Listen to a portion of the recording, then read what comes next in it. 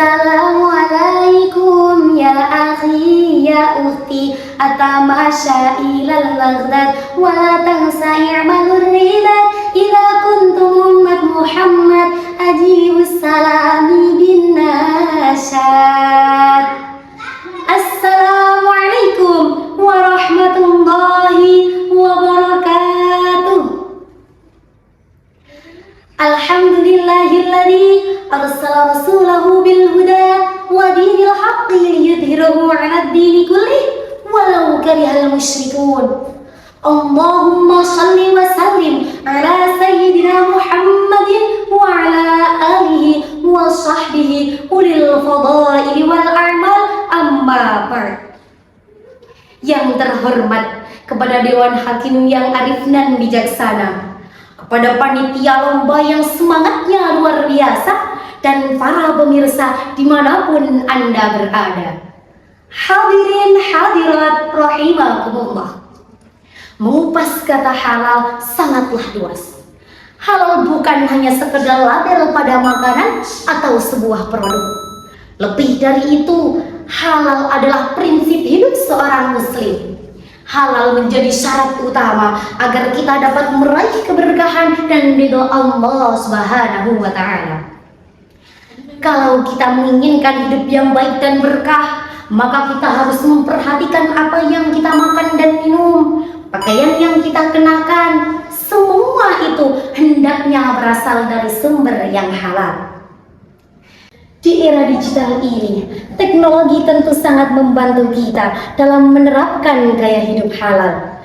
Dalam hal konsumsi, dapat dengan mudah kita telusuri kehalalannya. Dalam hal muamalah dan perbankan, kini semakin merebak bank syariah dan kehadirannya menjadikan kita terhindar dari riba. Dalam bidang teknologi, tidak kalah hebat dengan munculnya AI atau Artificial Intelligence.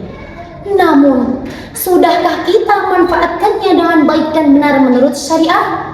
Mari kita bahas. Sebelum menerapkan gaya hidup halal, langkah awal yang sangat penting adalah memastikan semua penghasilan kita berasal dari jalan yang diridhai Allah Subhanahu wa Ta'ala. Dalam Al-Quran, surah Al-Baqarah ayat 168, Allah Subhanahu wa Ta'ala berfirman, A'udzu billahi minasy syaithanir rajim. Bismillahirrahmanirrahim.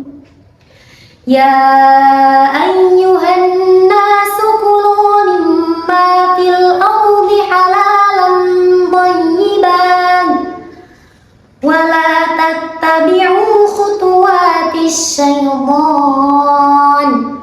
innahu lakum aduwwum mubin.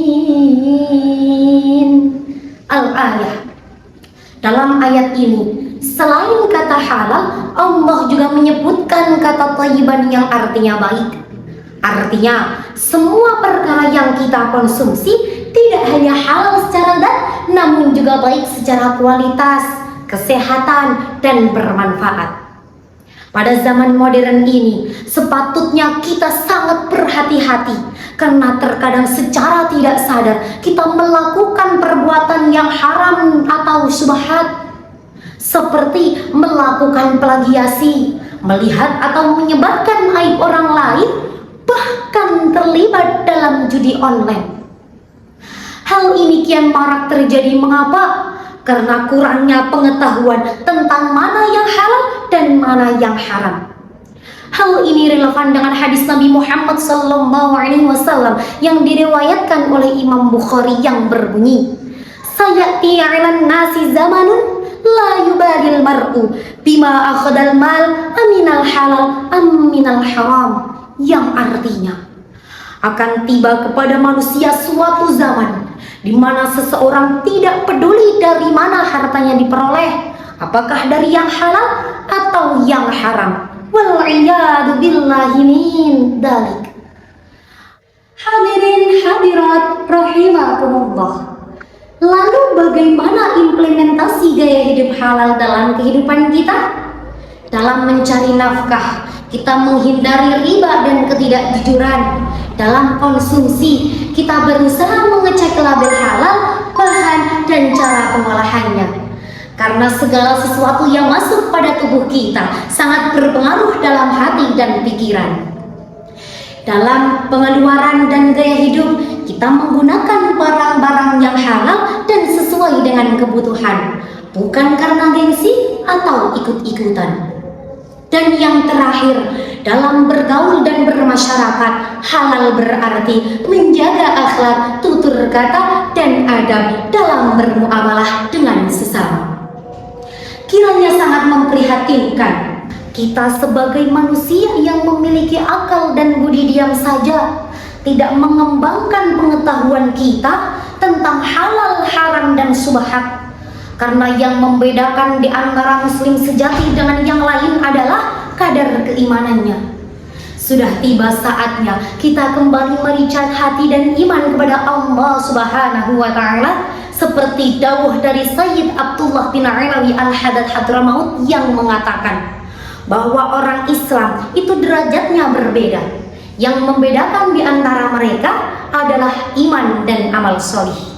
Semakin kuat iman seseorang, semakin tinggi derajatnya di sisi Allah Subhanahu wa Ta'ala.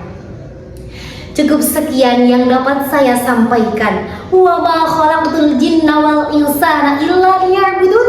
La haula wala quwwata illa billahil aliyyil azim. Yu Pitri jungkel ning tangga, mlakune dingklang boyo kiloro. Cekap semanten atur kawula, kathah lepat nyuwun pangapura. Wassalamualaikum warahmatullahi wabarakatuh.